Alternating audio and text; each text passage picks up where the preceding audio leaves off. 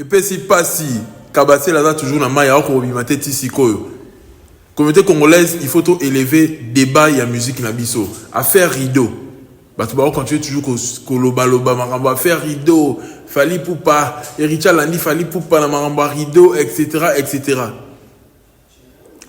Congolais lelo a perdre réflexion, a perdre rationalité. Ericha Tanabe ala artiste oyo abeti concert na ya liboso na poto. Normalement fallait botike la temps à se réjouir na concert na à se réjouir na prouesse na parce que concert na ya liboso irataka na Olympia. Touro abeti concert abeti ya mbala liboso.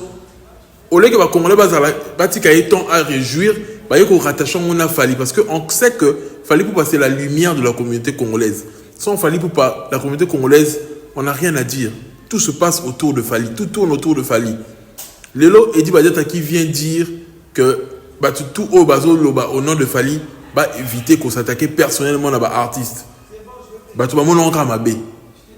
De que Fali abeta soki kara asa soki nini ok maramususu ezo souiller artiste Fali avant tout analyser maramona nyo sur le sujet nyo sur wana botana no vidéo ba propos ya Edi Badiata comme tout zone sur photo analyser pour comprendre le pourquoi Edi Badiata a fait cette vidéo parce que ba ba relier encore na maramba Kofi a porté plainte mutuma boya lobela bien Fali a ofingaye mais exactement pour la nini Edi Badiata abimi a sali sorti wana on va en parler tous les cas. Bonjour, bonsoir. J'espère que nous sommes que tout ça à New York depuis hier. Malgré ma camou et belé au tosa nango awa. Mais il faut intervenir dans ma camou et sur les réseaux sociaux. Soit disant batu oyo.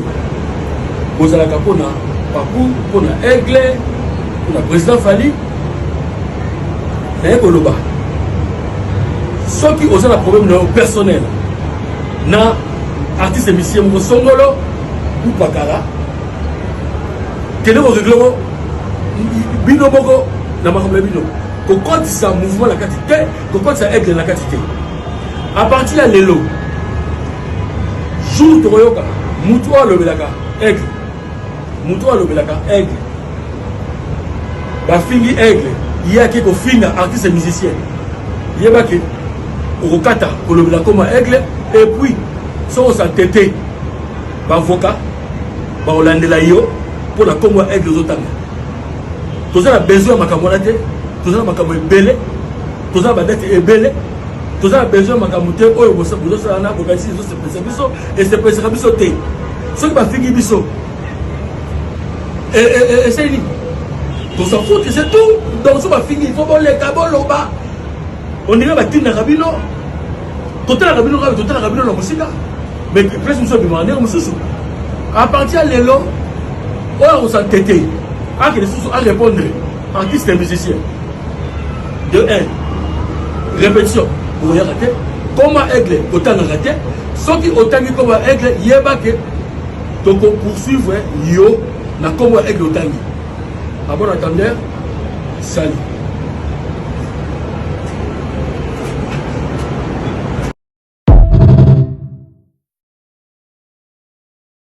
Bah Congolais tellement que tout dans la bulle na biso to kansake mukile suki na Congo to linga to rattaché ba débat nyonso ya monde na Congo kaka to kana mukile daka ya biso ba Congolais tout commence ba débat moko inutile oh non atie rideau asali boy azongsi boy to zonga na makambo tali mai tala débat ya niveau wana est-ce que na ba communauté musu ba débat bongo salamaka yanga na ninga communauté congolaise ba to ba lobaka oh non musique à Congo ezaka musique moko numéro 1.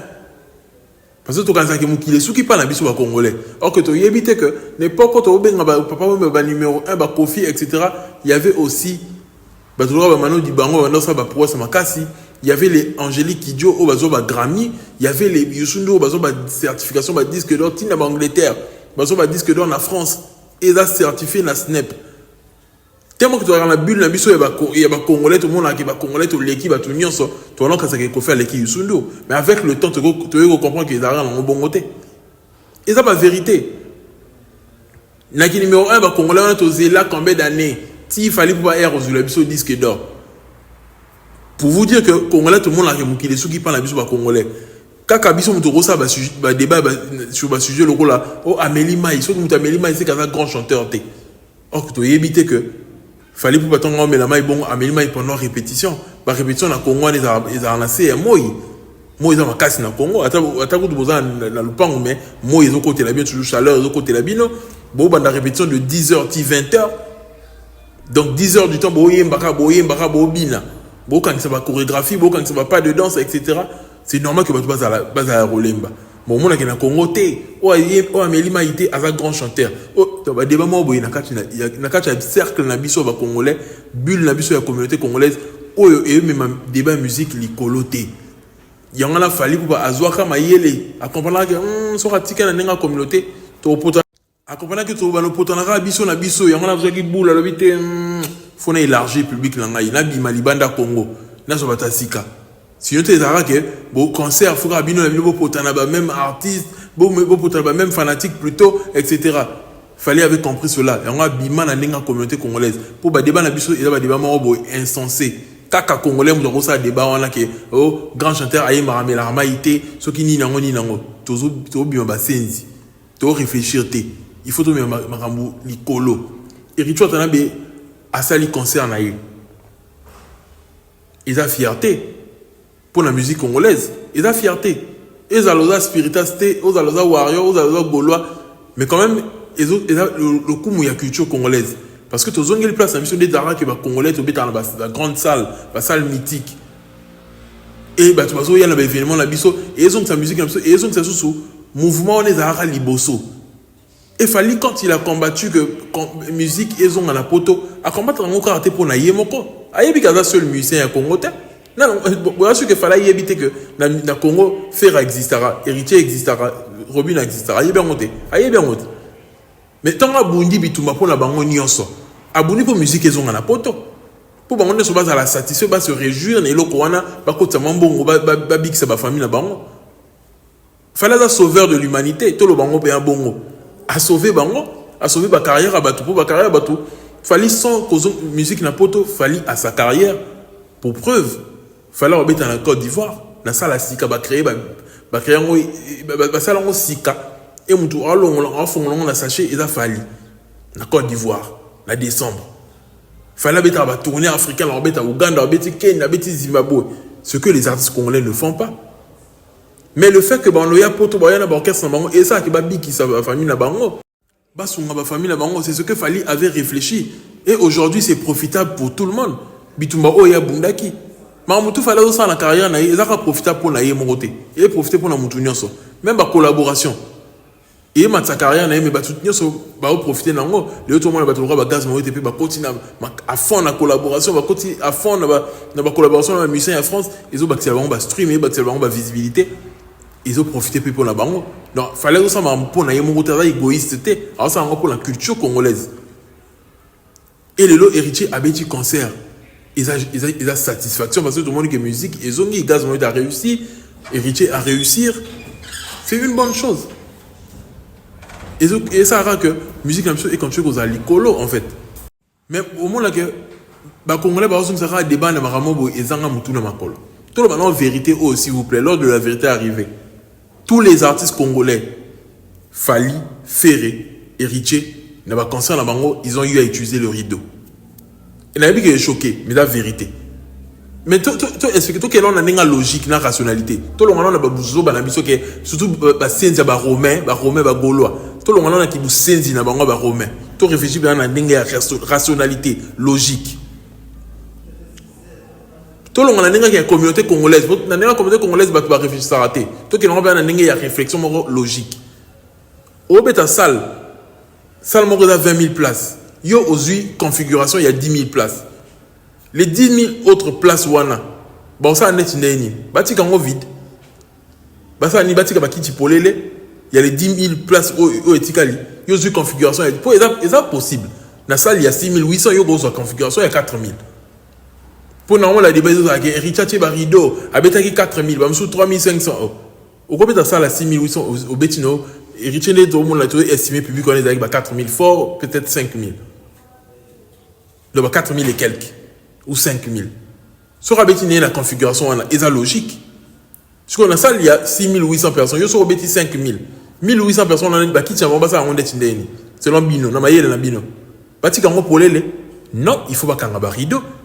Pas couvrir, parce que tu vas faire il faut pas couvrir. Et ça pour un respect à l'artiste, pour la crédibilité à l'artiste. Et ça logique. Tout le monde a dit Davido, où tu as Bercy. Avec Bercy, il y a 10 000 personnes. Sidi qui Diabaté, avec Bercy, il y a 10 000 personnes. Et ça y est, tout passe. Avec Bercy, il aura fallu, mais avec Bercy. À une configuration selon capacité. Ça, loin des arènes, configuration. Même les grands artistes, il y a un monde entier. Ils ont la capacité de rose dans la salle, une configuration selon eux. Les artistes n'y sont pas ça. Mais faire rigoler, ça débat aux amis romains, Gaulois, souka na basenzi ya fanatique, on a monaté na mukili, ya Gaulois, souka na basenzi. Faire une deuxième journée à Adidas, tchaki idiot. Bon, tout le monde a gagné ambition de sauter. Bakata kit, place bazate bakatit. Premier jour à Adidas, la deuxième est kokani. Bon, on a ambition Gaulois, bon, il y a des commentaires, bon, il y a des kokani les 2 jours. Premier jour à Adidas, la deuxième jour. Et ça logique. Deuxième jour, Adidas fait ça qui même nombre y a batouté au bakota qui le premier jour. Et ça logique. Il fallait pas ça ni bomba partout. Et ça c'est logique. Au bêtis selon configuration na yo. Ma bezanini tu oh ya Fabregas c'est un piaka. C'est différent. Et Fabregas c'est là que ba ko bomba té. Ça les autres c'est là que batuba ya yo au qui billet par exemple 1500. Ça les réservé que non 1500 personnes boya. Dans ce cas là on va trouver 350. On est au Olympiaque. Pour ça il y a réservé que non événement il y a les ils en a 1500. Selon des billets étaient cami. Mais le cas Fabregas il m'a mis son billet na ba carte bancaire ya Lokuta. Et ça dit que le jour J baton va y était. Ouais que c'est la mimi tikeva makambu. Oh baton va kepa mimi tikeva. Voyez un peu. Et ça bon. Et ça bon. Et ça logique. Et Richard Tanabe il faut à se réjouir avec ce concerne Yaliboso à Kende la salle où elle est qui la scène on a zo ka sango ke wa linga beto Olympia sous poignet c'est que Richo yebi no capacité il y a Olympia dans la C il y a la scène ou bien on beto encore pour la sango ndenge ba jibe ba beto Olympia non yo Kende na carrière na yo si la scène Kende ta Bercy ato beta Bercy à 20 000 mais beta Bercy à configuration na yo et ça longo logique. Et ça, que la communauté congolaise a averti. Il a fallu à 8 ans et belé à transformer les fanatiques naïe. Il y a comme ça va warrior maïele. Un warrior tant qu'on réfléchit au sens de différence des alliés. Parce qu'il fallait 8 ans il y a faire mûrir bango va comprendre mukili va comprendre le monde extérieur. Et la communauté congolaise ceux qui dans le bateau au bas plus réfléchir à ba warrior. Bazo réfléchir plus parce que artiste à se développer, à se former. Il fallait place à commis. Tout le monde est dans Jim Jones, tout le monde est dans la cérémonie minée, tout le monde est dans Brooklyn, tout le monde est bien place à star bazalaka. Et tout le monde a fallu réfléchir autrement à la vision et bilo qu'on a inculqué en fanatique naïe. Comment peine maïe les morts naïe. Et ça fait que zoba on a golwande, ngonde mutuka batika na ba débat moro boye ba senzi que non oh rideau mais faire attaquer rideau. Jour concert à Genève, ba kataki sale. Parce qu'il y a un BBL, là, Bossani. Et c'est normal. Si on a une capacité, on a un petit. Ma bien, la mise en ligne, exagération, il y a Wenge. On a ça, la 1500, il y a comme ça, 18 000. Non. Il faut assumer qu'on a 5500. Bolingi que exagération, il y a ça, la mise en ligne, on a créé un rideau. À ça, il y a un rideau. Parce que non, et ça, logique, rideau. Ils ont logique. Ils ont logique. Ils ont la scène d'idée à Golane, tu vas comprendre en côté. Mais ils ont logique. Bolingi ni ça la 20 000 personnes dans 10 000 places. À ça ni ben 10 000 places c'est ticket loin. Là tu comprends pour les. Ils ont qui ça s'attend. On dit leur ligne bon côté pour la image la crédibilité artiste. Bon ça ni ba recouvrir yango. Ba couvrir on ani. Et ma puta, la ridote. Il fallait tellement qu'il a le souci de la culture congolaise. À ça égoïste parce qu'il fallait combattre les artistes congolais dans solo après te coller kabango. Fallait après te coller artistes nyonso Congo à l'équipe bango na nyonso. Ça c'est une vérité, c'est un fait. Dans contexte contestant beaucoup toi azati. Ils ont fait et tous les artistes congolais actuellement va reconnaître la suprématie a fallu. Boyo ka bango kana ba dire na bango comment ba reconnaître que Fally doit aller à liboso bango ba la sima. Bango nyonso. Mutu mo tato mimo na ka liboso Fally. Pour ça o mimo que a plus international que Fally, a plus de succès que Fally, c'est simple. Fally a 10 dates. Billetterie ne se dit à refondama. 2 concerts en Allemagne, Mitsubishi Electric allait, na Uber Eats allait. Tout ça na Dom, tout ça na Zénith à Lille, tout ça na Zénith à Nantes. Tout ça na 5 dates en Amérique. Yopé ça ce bon on fait la billetterie ensemble total à soba tout ensemble. Là où pour vous montrer que fallait à un niveau mususu, à un niveau international dans la capacité mususu dans la dimension mususu. Par rapport à l'artiste congolais, il obité que l'artiste congolais on a peut ça la mabe, ça la bango bien, mais ça m'a mususu niveau la bango. Ça m'a mususu niveau la bango et fallait sur la égoïste aligné car m'a envoyé moko aligné à torturer baninga. Nzamba nga pambola été ka comme na niveau za wana pour mukilila nzambet. Donc ce qu'il fallait réussir à prospérer là parce que avant la montée m'a bêté na artiste congolais. Et c'est pourquoi Atindi Edi Badata a Bendamato il va battre au bas le belaye. On l'a vu juste après le concert d'Héritier comment Kissinger est sorti. Botala ngote. Kissinger a nga boudé à minimiser concert Héritier. On sûr que fallait se payer na ngota. Moi, je vous dis les choses de la source. Fallait se faire les koanate. Alimbati héritier a se rejoint les lokonaye. Yangala benim a profité. Yangala Edi Badata a profité ko benda mato il na batu nyon son balamoko. Ezaka atego pour la bata kofi, pour la makama kofi, ceux qui apportaient mutu plainte, ceux qui n'y n'ont ça n'a rien à voir avec Fally. Plainte ni ko faire reporter au ban sa Fally. Na ki lelo. Fallait apporter ko le kay, fallait leki kofit. Abanga netini. Abanga et l'autre côté, ezaka Fally a kati hémorragie parce que il ça andé ni qui sinjo en janvier ba l'équipe attaquer héritier après ils ont mutu mususu à l'équipe isusu et comme il dit que Fally en conflit na artiste musicien congolais n'est ça yoki muté ma passi pour il y a eu un héritier avec qui concerne ça n'a rien à voir héritier reconnaît la suprématie de Fally bota va dire na bango même faire quand tu dis que Fally a bosseur.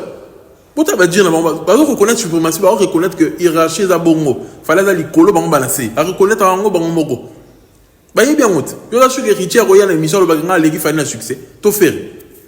On a la battu beaucoup les Fally. À rôle que aller émission le quoi bongo. Bon sûr que Richard to faire à rôle que l'émission le babilo quoi bongo. Alors le bango ta.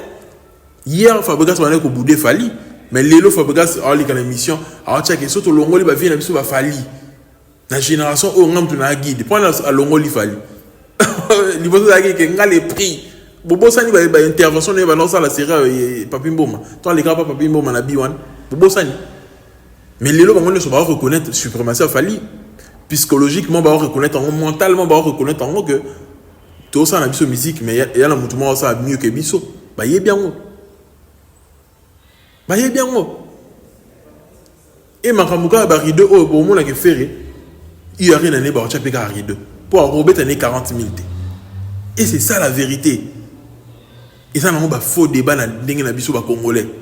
Et là que ça va tenir sur oyo et ça la jalousie. Jalousie dans il faut expliquer votre loco bien. Mettez-moi mais jalousie ou t'as une admiration, ou c'est bien un mutu. Ou t'as la que ah fallait jouer sa musique bien, on là t'as bien. Bah je n'y pas lingaye, bah comme modèle. Des ancêtres montagne bika na mon pépé. Ah fou la mon pépé. Bah tu vas bien. Concert avant bah extrait avant bah concert moi il y a Fally. Na Afro Média, t'as né comme challenge. Et le monde écoute des ancêtres il y a version originale. Il y a un monde de comme isko na mito, pas tous ba comme ka ba leng sa mutu, ba ostia bo lokane to ba beta savant. Na yebite na lo ba ngonde tindeni. De ba menos ba comme ka ko beta bunya. Et comme ka bo dans sa bunya. Migolo ba tous comme ka dans sa bunya. Dans sa bunya. Neni oyo comme te ma pasité sur za mutu, il y a jalousie. On s'est admiré pour que on s'est admiré dans Fally Azo il m'a bien, un beau garçon. Mais maintenant c'est aussi mbelaye. Ce que ça on maîtriser admiration na yoté et comment est-ce qu'on a un niveau que comment on se combattre comment ko bunda yo mo na esprit na yo qui ah bon fallait on parler l'axanine ah lo ngakutu ye ayema na autotine ah lo ngakutu ah mais la mai pour ayemba ah okomi ko bunda wana sko okomi ko luka oza na place na ye. Donc jalousie banana en admiration. Si on maîtrise qu'on admire mon touté, on commence au jaloux na yo. Comment l'inga fallait à la yo. mais tellement qu'on comme yété pour monter unique au comme ce qu'on inaye au comme on a que il faut bouder bota la mission qu'on est on va les mission niveau va comme en que et sur le naban contre Fali bon remarquer on kaka bon on avec ba comment on a haine mort contre Fali au moins avec moto avec ma sur YouTube avec que YouTube est important pour l'artiste côté Kalelo ils ont sorti quand YouTube au moins avec YouTube bah c'est des arts lango bien qu'on fait le midi mais les yo na chaîne à YouTube et zongi comme azo sepela chaîne YouTube et zongi kana o sepela utaka ba mission qu'on ene ba comme mal à l'aise sur tout le monde qui soit Fali et voilà ce que commence au niveau jalousie un est comme kota pour le moment on a nini za yazo mais la trône ça fait 18 ans à Simi Bende de pas banda tilelo kakaye à Kitarate. Moi je vais vous dire une chose, une vérité. Vous savez que Fali c'est le seul artiste de la génération naïe. La génération naïe pour la bonne 500 ba vieux et comme que à l'oba qui sont ni non. Que ce qui est en tournée a qui n'a toujours un tube mort à succès. Vous remarquez que faire à Uchobeta concert naïe à Adidas Arena. Tu n'y as succès, ouais, y a qui n'a pas et l'autre côté. Vous remarquez que Erita y a un concert naïe, mais aïe n'a tube pour preuve avec tout album il y a six côtés. Avec ton côté. Donc aïe n'a la nostalgie naïe, mais fallait pour pas de pas bandati le 2006 le lo. Chaque fois qu'il n'a en tournée, alors tu n'as tube mon quoi y a mon des cartonnés Mikoloana. Ils ont mis en tournée. Na l'obité que fallait qu'il n'a répété na nostalgie naïe à la chanson naïe ba chef d'œuvre etikala mais ba tubazo ya ko yokai en même temps ba chef d'œuvre etikala na chanson mo boza en vogue Mikoloana tu mon boza en vogue Mikoloana et c'est ce qui est rare chez nos artistes ba artiste un biso mo na ba tubazo qui ne concerne ko yoka nostalgie mais Mikoloana ba yoka na bango yete ba ni l'autre côté a proposé ba tout l'autre côté Mikoloana. Dès que tu fais autant que tu as eu rien à proposer, tu nous as dit eux aussi malaminto. Alors bon, on est au bimati, dynastie. Boyebi sort en route. On fouille l'eau. Boyebi. À ça, de l'autre côté, mais il fallait pour chaque fois qu'il a retourné, à la retournée, il a remonté à qu'il a en haut. La minute qu'il a 207 en tournée. En Amérique, alors qu'il a en Europe, alors qu'il a en partout. Tant que vous avez tourné, vous avez collègue. À ça, qu'il a l'autre toujours avec la médaille, bah SL, bah Bibi de la. Azalé na Formule 7 ba bibi de la rente azaki na biblo konaï donc fallait pas c'est un artiste que chaque fois qu'il a retourné azalana ba œuvre à succès et là sur le marché à la différence des autres artistes au ba kina la manga ba kende tourner kaka tika kende pour na kaka combo na ye pour na polémique mambo ya mikolo wana etc.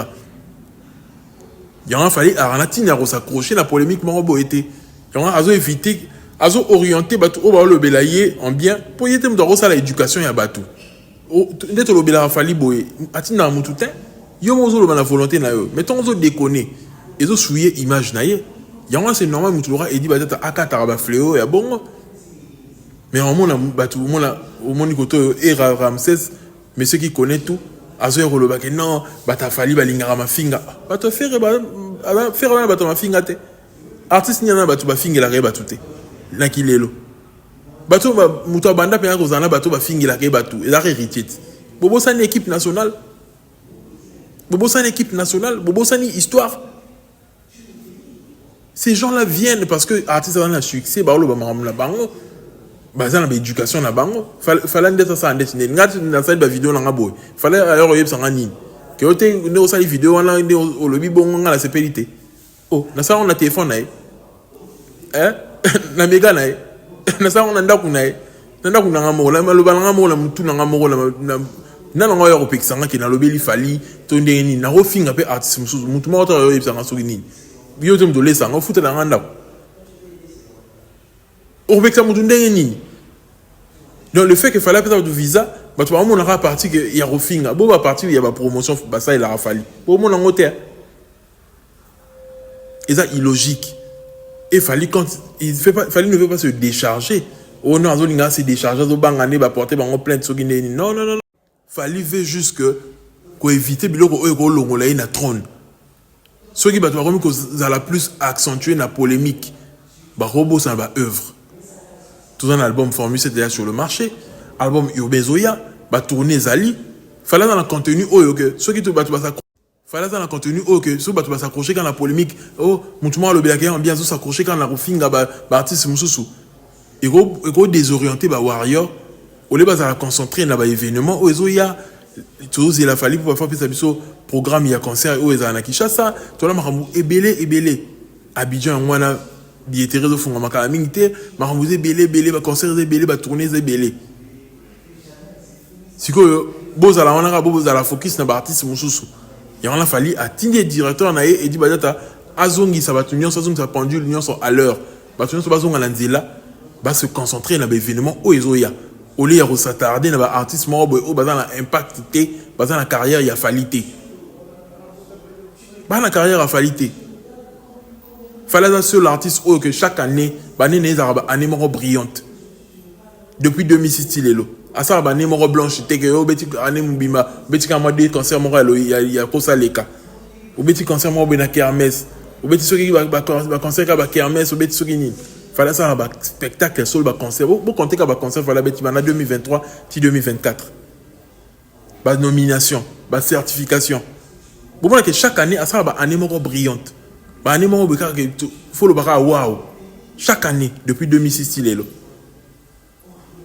artiste bon il y a du contenu il y a des choses à dire sur lui sur réfléchir aux amoutements monteux ça analyser au monde il y a toujours quelque chose à dire sur Fally parce que beau s'attarder kaka pour attaquer artiste mususu pour na ba jeu et outa na wenge polémique kaka sonde ni non Fally pour pas ne veut pas de ça c'est pourquoi atindi directeur de marketing à Kebisa Batu pour il comment qui va comme attaquer Richard Zongisi surtout que Richard Banade a provocation na oh non comme la main ngala comme la maïté c'est des provocations ayebek après concert na ko susciter ba débat ayebek après concert na ko susciter ba débat donc pour éviter tout ça il fallait nini ko Kebisa Batu o balobela Fally ba éviter ko rendre ba compte na personnel na ba artiste ko attaquer ba artiste so da na problème na yo ki sinjo ou taki pe Richard ko là tsango Fally té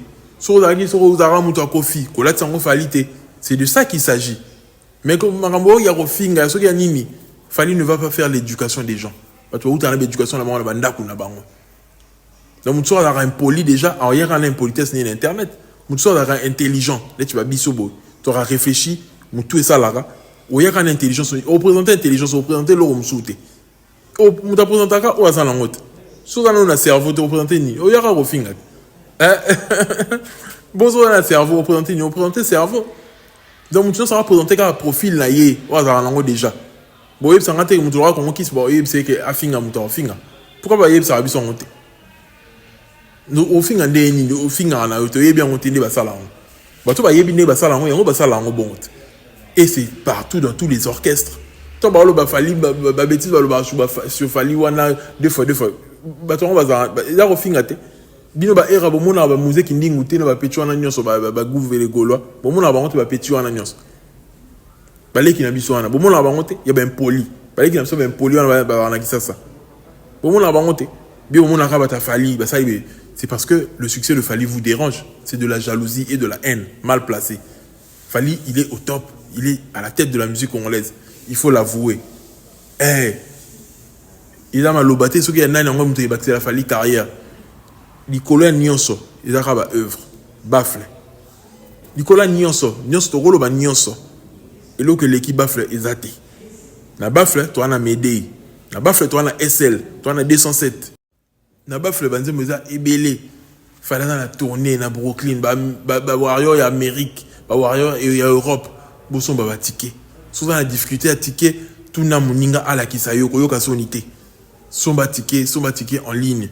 Somba ticket na yo tous en a concert allemand maramnyo so eza pasi ko tu as dit concert au fond le billetterie et ba billetterie nyo so etambula bien et parce que li kamba sold out yango na ba yango toujours pour ba senzi wana ba weta masola sold out ba yebite que eza différent que vous allez concentrer un événement moko non vous allez concentrer na 10 événements au cours ça jamais 10 événements nyo so za la sold out eza la raté ata ba Bernard ba sala ngote qu'avait-il 10 concerts Nyon se sold out faux ils allaient rater au combien tu as besoin de 10 concerts au sali 4 sold out 6 et ils allaient sold out mais l'essentiel c'est qu'il va bien Nyon so au 80% 90% c'est le plus important artiste nyonso basala la bongo la mukili. Mais tellement que la communauté congolaise bato bana na ba débat ba rideau na komela mai.